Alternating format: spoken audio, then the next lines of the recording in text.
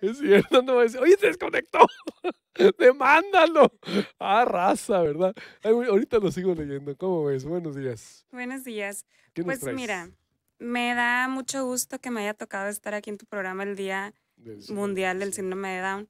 Como ya sabes y como las personas que nos están viendo, escuchando, para que más o menos estén un poco informados, yo estuve 10 años trabajando en todo este ámbito de la discapacidad, de los cuales 7 años estuve siendo En el DIF, parte, así es. de la Fundación Teletón. Em, el tema de la discapacidad es un tema que me apasiona. Y más que nada el síndrome de Down, porque con esta campaña que trae el Día Mundial del Síndrome de Down, con el lema de no dejar a nadie atrás, yo creo que forzosamente tenemos que retomar el tema de la inclusión. Y antes de hablar un poquito del tema de la inclusión, traigo unas estadísticas muy importantes. Por ejemplo, una de cada 773 niños nacidos tiene síndrome de Down. De esa cantidad de niños con síndrome de Down, entre el 90 y el 95% de estos niños tiene la trisomía 21 regular. Esto quiere decir que los niños con síndrome de Down se pueden adaptar perfectamente al ámbito educativo y laboral. Mucha gente lamentablemente no lo ve así. En el mundo hay más de 1.000 millones de personas con discapacidad. De estos, 100 millones son niños y menos del 2% reciben los servicios necesarios para incluirse a la sociedad. Solo en México estamos hablando de 1.200.000 niños menores de 19 años que requieren de algún tipo de atención especial. Y por eso es importante recordar este día y como sondear más o menos cómo están las áreas sociales, académicas, eh, para este tipo de población, para las personas con discapacidad. Hablando de la discapacidad, creo que es bien importante como darle una repasadita al término de plasticidad cerebral. ¿Qué significa esto? Es la capacidad que tiene el cerebro de hacer nuevas conexiones, modificar su estructura para hacer nuevas conexiones neuronales, para que así se dé un aprendizaje más rápido y más efectivo.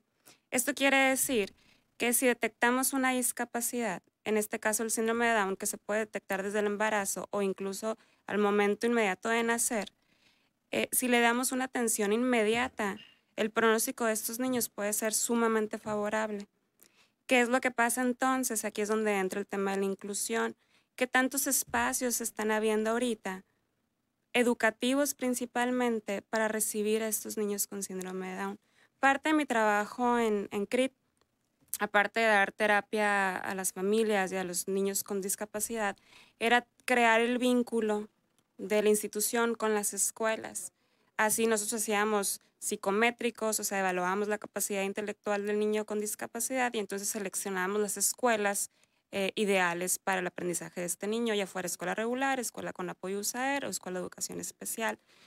Era de diario la dificultad con la que yo me enfrentaba para poder colocar a estos niños en escuelas regulares. Uno, porque no tienen las instalaciones adecuadas, rampas, baños, no tienen todo el equipo adecuado para aceptar a niños con discapacidad. Dos, porque no tienen la experiencia o porque es muy difícil hacer las adecuaciones curriculares necesarias para cada uno de estos niños con discapacidad. Te repito que el síndrome de Down es una de las discapacidades mucho más fáciles de integrar a la sociedad porque el aprendizaje de estos niños, a pesar de que es al ritmo propio, puede ser muy buen aprendizaje. Entonces, si no estamos preparando a las escuelas, si los maestros no se están capacitando, si los papás no se están preparando en cuestión de leyes y derechos que tienen sus propios hijos para ingresar a las escuelas, pues es como una bola de nieve, porque ya después le estamos cerrando la puerta a estos niños para lograr su inclusión laboral. Entonces, creo que es muy importante como mencionar esto, la parte educativa, que es lo mejor que le podemos ofrecer a estos niños, que se puedan integrar en escuelas regulares. Yo creo que es muy importante también mencionar la preparación de los maestros en todos los sentidos, en cuestión educativa, pero también, por ejemplo, muchos maestros recurren a solicitar apoyo porque sigue persistiendo el problema de bullying en las escuelas contra las personas con discapacidad. Entonces, sigue persistiendo la integración, no la inclusión, es decir, está en el grupo, pero está de oyente, o está en el grupo, pero en realidad no le estoy dando calidad en cuestión de adecuaciones curriculares. Entonces, yo creo que también parte de todo esto, además de lo educativo, es bien importante trabajar con la sensibilización de los alumnos, de los maestros, de los padres de familia, de estos compañeros.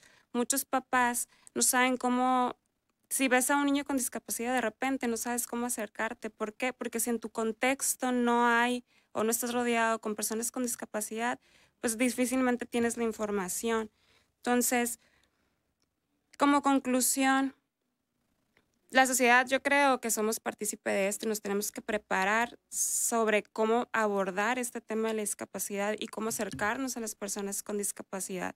¿Qué tipo de respeto, qué tipo de trato? No referirnos como angelitos, porque no son angelitos. Ya no se usa el término de niños especiales, son personas con discapacidad.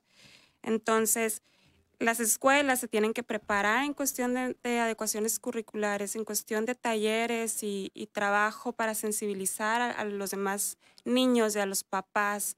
Y los propios papás se tienen que preparar en cuestión de apréndete los derechos de tu hijo como si fuera la Biblia, porque algún día te tienes que topar con ciertas situaciones probablemente de rechazo, discriminación, y entonces tú tienes que aprender a defender los derechos de tus hijos. Muy interesante, Paulina. ¿Dónde te pueden contactar? En redes sociales, psicóloga Paulina Pimentel de CENS. Psicóloga Paulina Pimentel de CEN. Y ojo, me quedo con lo que dices, se puede complementar muy fácil en la sociedad. Y sí, hubo un ejemplo ahí en su momento, Ivette Agnino tuvo el café, no recuerdo que es que está en Villaveceris, donde estaban trabajando, Sí, todo, ¿recuerdas? Manos a la vida, ¿no? Manos a la vida. Ujú. Fue muy bueno. Sí. Y la verdad, Katia Artigues educa mucho al respecto. Yo creo que sí, falta más educación y más integración, y eso se trata de integración y es el tema. Gracias, Paulina. Muchas gracias. Nos vemos el próximo, en 15 días. Gracias a ti. Vámonos con más información. Hay un programa para, bueno, antes...